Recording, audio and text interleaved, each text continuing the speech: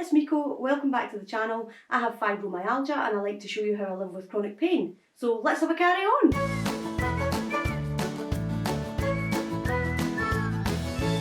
This week we're going to be talking about a folding scooter that I have. We're going to be reviewing the folding scooter, but not just reviewing this specific folding scooter, but folding scooters in general. Just to give you an idea of what the difference is between this and the scooters that you get that you can take apart and put in the boot of your car.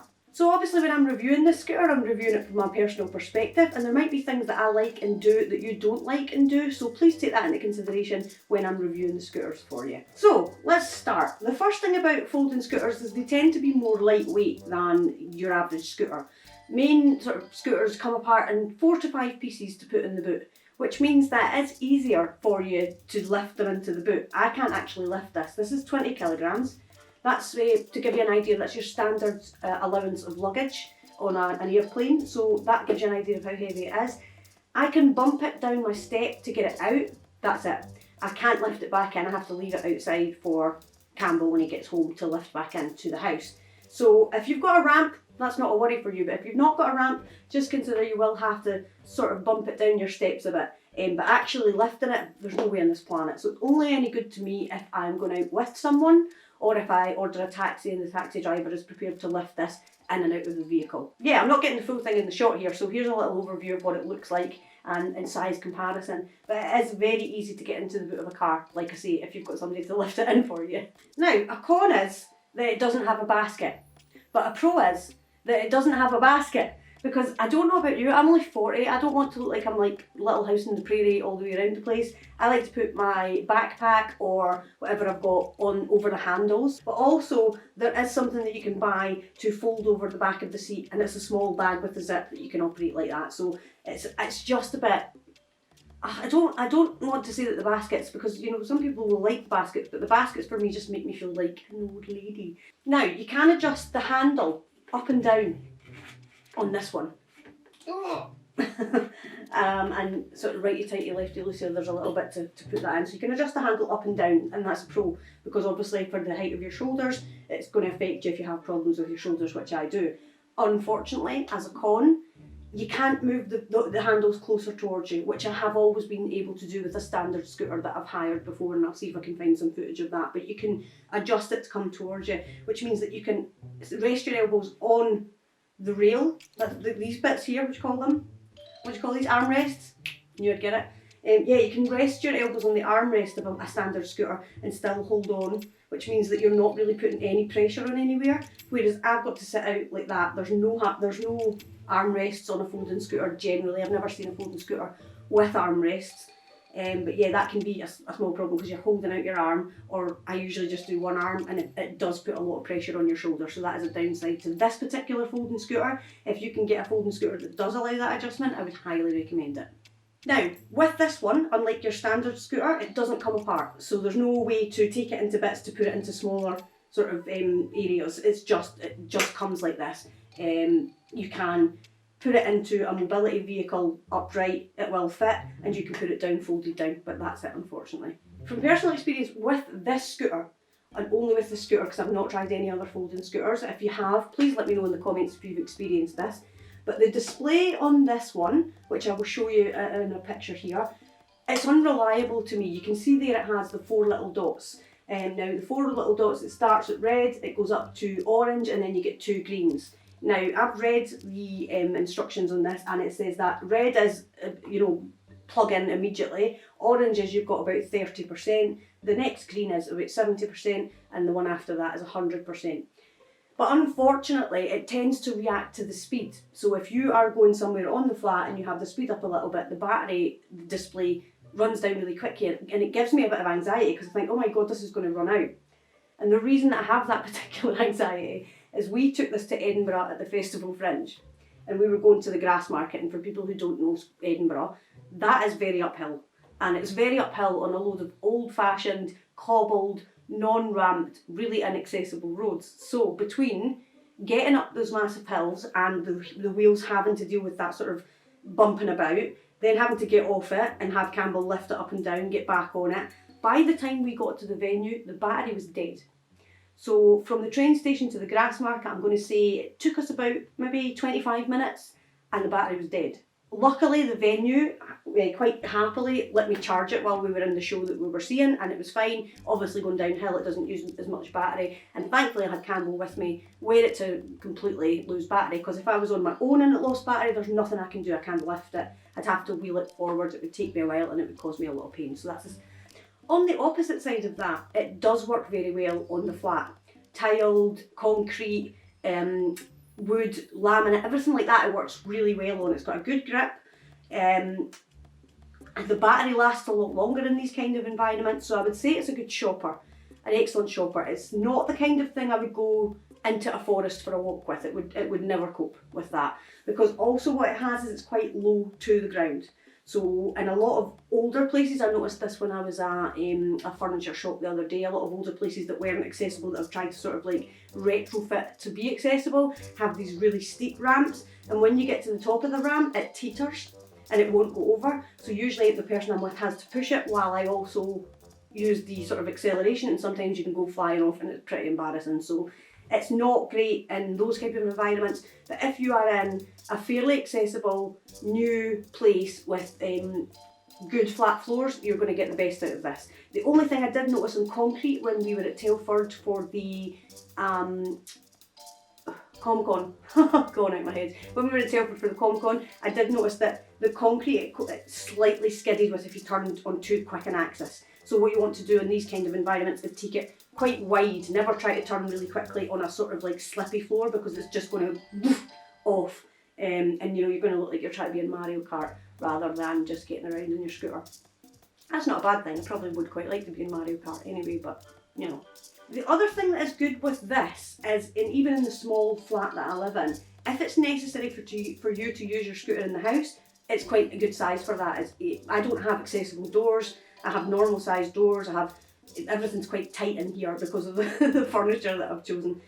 So I don't tend to use it in the house, but say I was struggling with maybe like a washing load or something like that, or if you live in a larger house and you've got quite a distance between where your washing stuff is, and you know, it's good for that sort of thing, so you can use it in the house. Whereas I would say some of the other ones that I've used before, what I would call the standard scooter, would be more difficult to use in the house because of the basket on the front and the bulky seat. The other thing that I would say about folding scooters, and you've probably noticed this if you've at all googled them, is they are way more expensive than your standard scooter. And I don't even just mean a little bit more expensive, they are way more expensive. I think I found one for about $850, so about £700 odd, and that was a folding scooter. I don't think it was automatic, it was like a manual folding. It also looked quite light. I'll put a picture of it up here. But other than that, some of these things can go up to £3,000. Like, I can't imagine ever spending. I got this second hand, or what you would call refurbished, and I got this for an absolute bargain, because looking at it now, even second hand, it's about £1,700. There's no way I would pay that. We paid just over £1,000 for this at the time. It came with a couple of things, like there's no rubber left on the sort of accelerator handle. Those kind of things don't really bother me. It had a 6-month warranty, and also what you get with a scooter when you have a chronic illness, you don't have to have a disability card for this. You don't, certainly in the UK anyway, but we get VAT relief on these things. So fibromyalgia, chronic fatigue, ME, all of these things, if you've not necessarily if you're in the state that I am and you've not necessarily went for a blue badge or anything like that, you don't need it. You just need to be able to fill out the fact that you have the chronic illness. Worst case scenario, they would want to check with your doctor. It didn't happen with me, and I think I saved about nearly £300 on VAT on this thing. So definitely don't forget to click your VAT relief if you are buying any kind of scooter, not just a folding scooter, any kind. For me, it's excellent at the moment for what I need. I walk the dog with this scooter. I walk Maisie. She's having a sleep. I don't know if you can see her. Can you see her?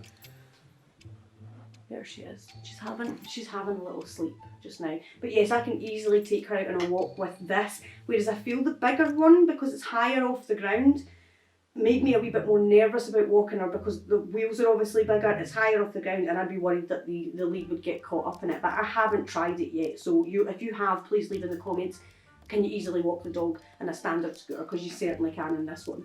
The other good thing about this, I hope, is that it's easy to travel with. It's airline friendly, the batteries and everything are airline friendly, and like I say, it's the same weight as a case, and they always have a certain amount of places on a plane for people taking mobility vehicles.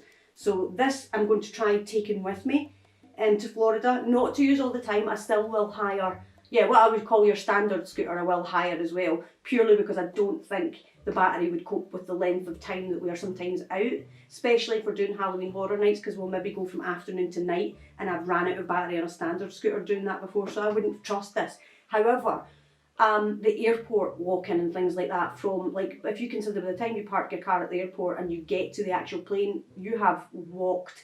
And I felt like the last time, because we had some issues at Orlando International, we had to wait an hour and a half when we got there in security. Because I had nothing to sit on, I was a mess by the time I got there, and the first day of the holiday was a recovery day for me. So I'm going to try taking this time, and we'll let you know how it goes. But I have been assured that it's easy to travel with, as long as the airline doesn't damage it, am I right? For some reason with folding scooters, you tend to get more choice of quirky colours. And unfortunately the quirky colour wasn't available, because they also do this one in a lovely lilac and a kind of coppery colour. What I don't know if this bothers anyone else, but I just feel like this colour, I just don't like it. It's just not my kind of red. Every scooter is that colour, and it's kind of boring and it annoys me. So I think with the folding scooters you do get a little more choice. I've seen one company actually, I'll see if I can find them, who had like neon ones and everything like that. So if you really want to show your personality in your scooter, you're able to more so do that with the folding scooters, but you will pay a bit of extra price for it. So I'm going to go out to the shops and take you with me. And we'll just show you how that works out. I mean, the weather is horrendous. It's actually snowing at the moment, but we'll go. I need to go out and get a couple of things, so we'll go to Asda and show you. I don't know how well I'm going to be able to do this, because it really is powerfully snowing. It's not lying, but I'm going to show you my awful garden and show you it's really kind of minging. So I don't know if I'll be able to film what I'm wanting to film because of the weather. I have little old lady rain max that I might be able to put over the camera, but if the GoPro's charged and ready, waterproof will be fine, and I can show you exactly how I use it to get around the shops and things like that.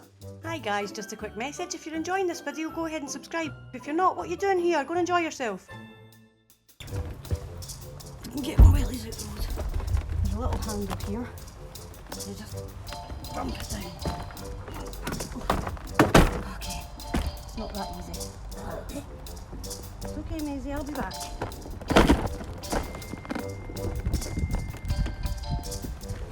Flip it down.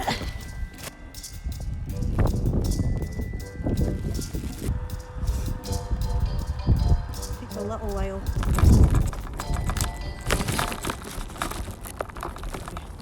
There's only certain bits that I can get down at here. You have to take it quite wide here.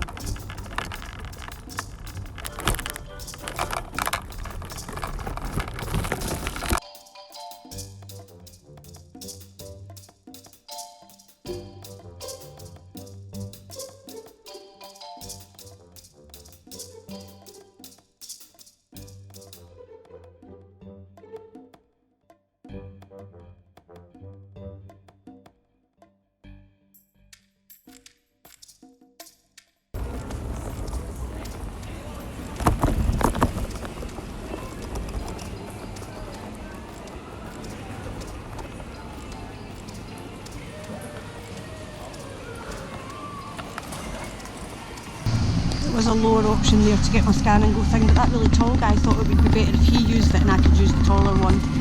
I do.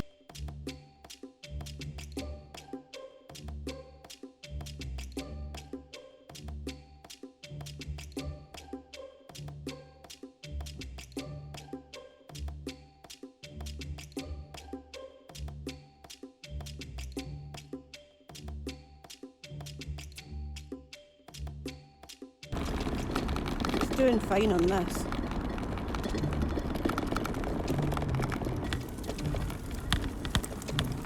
This is really difficult getting back. I've only got one place I can get back at, and if somebody parks in front of it, I'm fucked.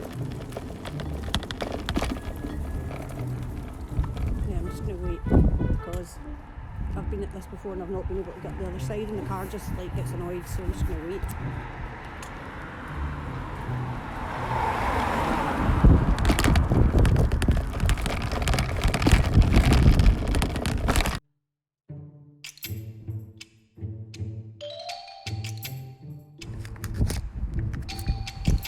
And we're back. I think I've got crusty lips. Yeah, proper crusty lips. This is coming off.